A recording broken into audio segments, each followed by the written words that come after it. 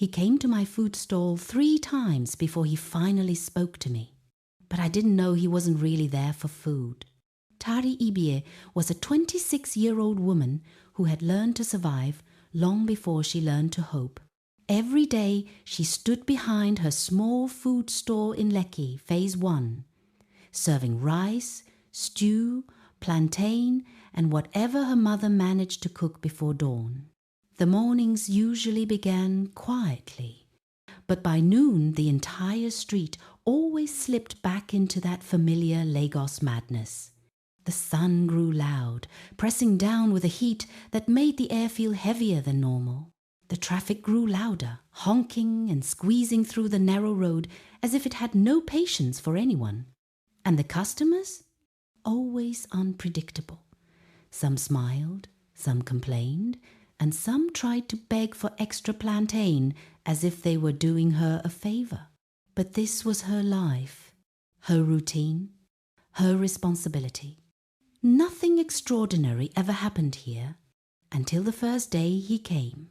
It was one of those painfully hot afternoons when a black SUV rolled to a slow stop beside her stall, quiet, polished, and completely out of place on their dusty side road. She expected the window to roll down and someone to ask for directions or maybe buy pure water.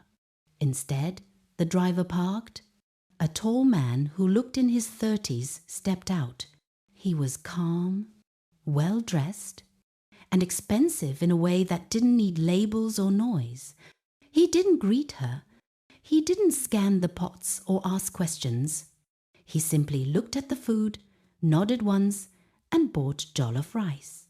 He didn't smile, nor held small talks. He left before she could even give him his change properly. The second day, he returned. Same car, same unshakable calm, with the same distant eyes that didn't belong on that noisy street. This time, he bought plantain and stew. Then came the third day. This time, he didn't buy anything at all.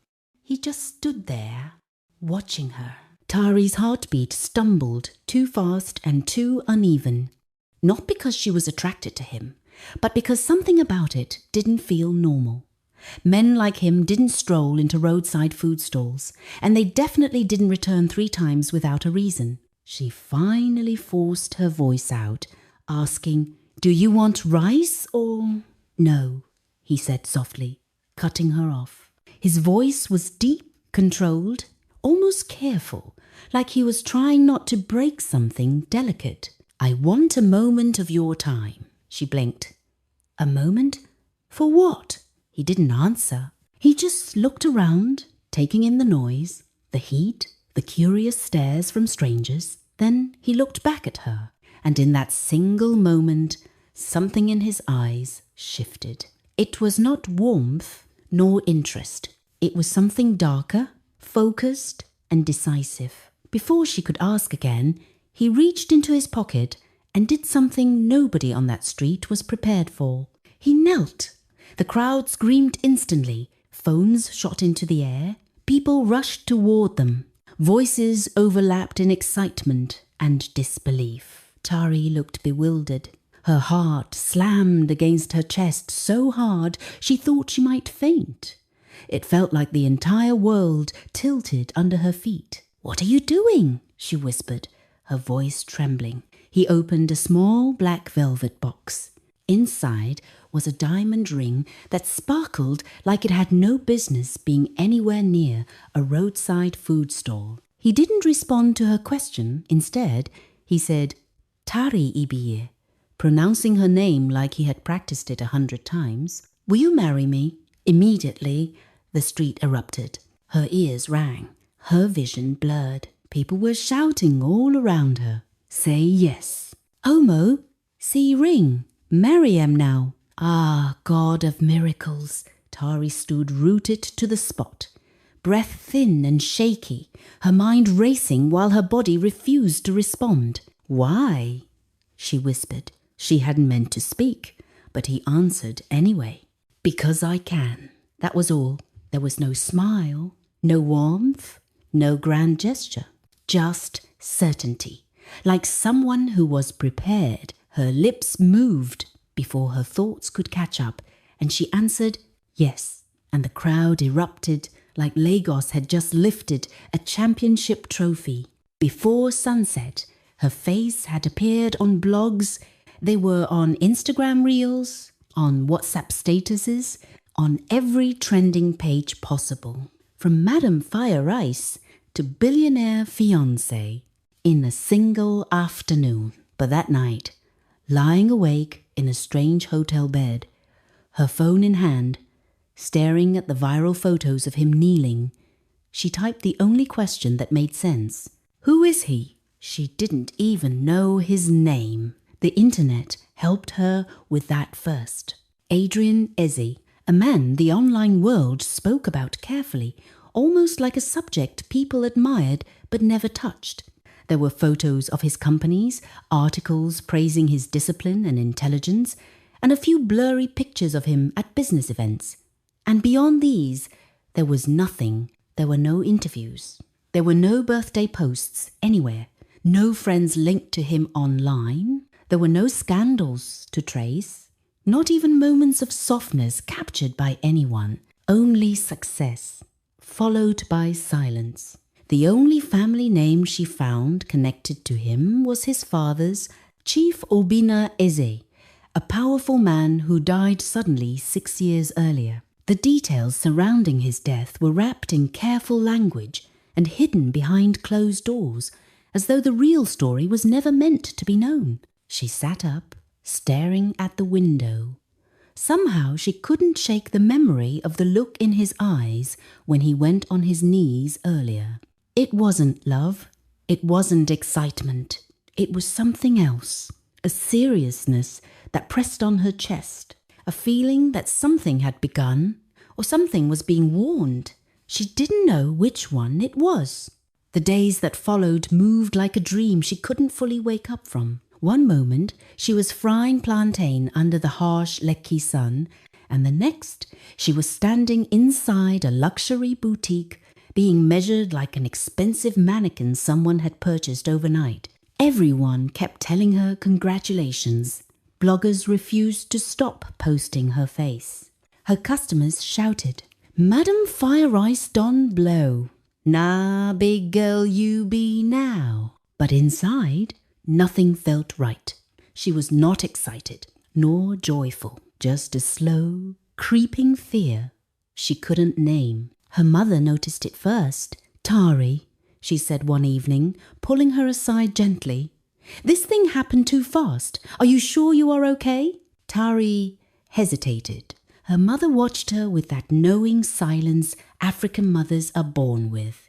"I'm trying," Tari whispered. Her mother let out a long breath and pulled her into a hug that felt like a warning in itself. Her mother sighed softly and held her a little tighter. "Just be careful, my daughter. Sometimes what looks like a blessing may reveal something different later." Tari nodded. Even though her heart felt heavier than before, understanding Adrian felt like trying to open a locked door without a key. He didn't flirt, didn't joke, didn't try to make her feel comfortable. He handled every wedding detail like someone following a script he had prepared long before she ever entered his life. Soon the wedding day arrived, rushing in faster than her mind could process. The hall glowed with excess, crystal chandeliers casting soft light over gold table settings, violin music floating through the air, and guests dressed in luxury that smelled of quiet competition. Every camera turned toward her as she walked in. She looked beautiful, but she didn't feel like herself. Each step toward the altar felt heavier, as if something inside her were urging her to stop. When she reached Adrian, he turned to face her. The sight of him made her chest tighten in a way she couldn't explain. He looked powerful, composed, and utterly unreadable. It wasn't joy on his face, or even nervousness. It was focus, sharp, unblinking, and it frightened her more than she wanted to admit. When the officiant asked them to join hands, Adrian's grip was steady and firm, but completely devoid of warmth. It felt like responsibility, not affection, duty, not desire. Tari ibiye, the officiant said, his voice echoing through the hall. Do you take this man? Her throat closed for a moment. Hundreds of eyes watched her, waiting. She forced the words out, barely above a whisper. I do. Adrian said his vows next, quietly and confidently, but with a distance that made her skin prickle. I promise to respect and protect you, as long as you remain my wife. End quote. People clapped loudly, celebrating words they never truly listened to. But inside Tari, something went still. As long as it didn't feel like a vow, it felt like a condition, a boundary she couldn't see yet. During the reception, her mother pulled her aside again, concern tightening her features. Tari, why does your husband look around like someone expecting danger? Tari had been wondering the same thing.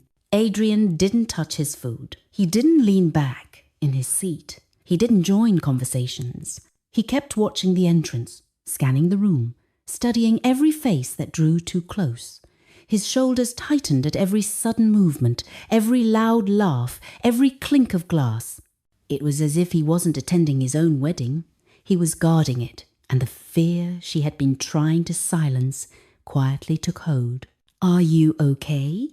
She asked softly. He didn't answer. He only said quietly, Stay close to me. After the guests left and the music faded, they entered the honeymoon suite. It was beautiful, filled with white roses and soft, warm light. But Tari felt uneasy. On the bed lay an envelope with her name on it. Her fingers trembled as she opened it. Tonight is only the beginning. Be careful who you trust. Her stomach dropped. She looked up at Adrian, who had just walked in. Did you write this? She asked. The way he froze, the way his eyes hardened, he recognized it. Where did you get that? He asked quietly. It was on the bed. He walked toward her slowly, like someone approaching something dangerous. Tari, give it to me. No. Tell me what's happening. He exhaled sharply and wiped a hand over his face. This is not the right night for that conversation. Then when? She whispered. Tomorrow, he said. Tonight. I just need you to sleep. But he didn't join her in bed. He sat in the dark corner of the room all night, his eyes fixed on the door, his posture tense, like a man waiting for someone or something. Tari lay awake, silently crying. She wasn't sure which frightened her more, the note or the man who refused to explain it. She woke up to emptiness. The space beside her was cold. Adrian was gone. A knot formed in her chest. She sat up slowly and noticed something on the nightstand. Another note, same handwriting, same sharp, controlled letters. Be ready by 8. We have somewhere to be. Somewhere? After yesterday? After the first note? After the night he spent awake in the dark? She clutched the paper, her breath unsteady. When Adrian finally returned, he was still in the same clothes, his shirt rumpled, his eyes red with fatigue. He didn't greet her, and he didn't attempt a smile. Pack a bag, he said quietly. We're leaving. Why? Leaving to where? She whispered. To my house. She stood still for a moment, unsure if she had heard him correctly. Adrian, are we in danger? His jaw tightened. I don't know yet. That answer frightened her more than anything else. They left the hotel, surrounded by security vehicles, men who moved with silent precision, their eyes sharp, their hands never far from hidden weapons. No one spoke, no explanation was offered, and the silence grew heavier than the fear in her chest. The drive was long and tense, and Tari watched Adrian from the corner of her eye. He wasn't cold, he wasn't distant, he was afraid, and he simply hid it better than anyone she had ever met. When they reached the mansion on the hill, she stepped inside slowly. It was beautiful, yet strangely hollow. There were no family portraits on the walls, no framed memories on display, no books on the shelves, no trace of laughter or warmth. The entire space felt untouched, immaculate, and painfully empty, as though it was built for hiding rather than living. Adrian led her through the hallway, and a faint blue glow appeared through a slightly open door. "Adrian, what's in there?" she asked. He didn't answer quickly. She pushed the door open gently. A large screen filled the wall, and on it was a frozen image of a woman's face. Beautiful, elegant, troubled Tila Lawson, Adrian's ex. At the bottom of the screen was a timestamp that read, "Recorded 2 days before the proposal." Her heart dropped. "Adrian," she whispered, her voice shaking. "Why do you have a video of your ex recorded 2 days before you proposed to me?" He remained very still, his expression unreadable. "Tari," he said softly, "that night she came to warn me about something important." "About what?" He swallowed. "She said someone was planning something dangerous." "Dangerous to who?" He looked at her, and for a brief moment, fear flickered in his eyes. "To me," he said quietly, "and possibly to you." Tari stepped back, her breath unsteady. "Me? Why me?" "That is what I have been trying to figure out." And Grace, before she could speak again, his phone buzzed sharply. He checked it, and his expression shifted instantly from guarded to alarmed. He turned to her. "Tari, whatever happens next, stay inside." "Why? What's happening?" He didn't answer, because a security guard rushed in at that moment, breathless. "Sir, Tila Lawson is outside. She says she must speak with you immediately." Tari's heart dropped, and cold fear wrapped tightly around her spine. Adrian closed his eyes briefly, gathering himself as though preparing for something he'd hoped to avoid. Then he whispered, "Do not follow me. Do not come outside. Do not do anything unless I tell you to." And he walked toward the gate, leaving Tari alone in a house filled with secrets. Her heartbeat thudded unevenly. She slipped behind the heavy curtain and watched Adrian stride across the compound. His back was rigid, his steps too sharp, nothing like the calm billionaire the world admired. This man looked like someone heading into a confrontation he could not escape.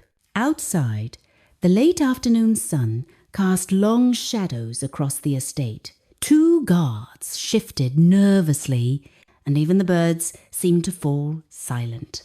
Then she saw her, Tila Lawson, tall, composed, and striking enough to alter the air around her. Even from a distance, Tari felt her stomach tighten, not from jealousy, but from something colder, something instinctive, as though her body sensed danger before her mind did. Tila carried secrets. It showed in the way she stood, in the way her eyes moved, in every breath she took. When Adrian reached her, the atmosphere tightened. They didn't smile, they didn't embrace. They stood like 2 people who had survived something together and expected something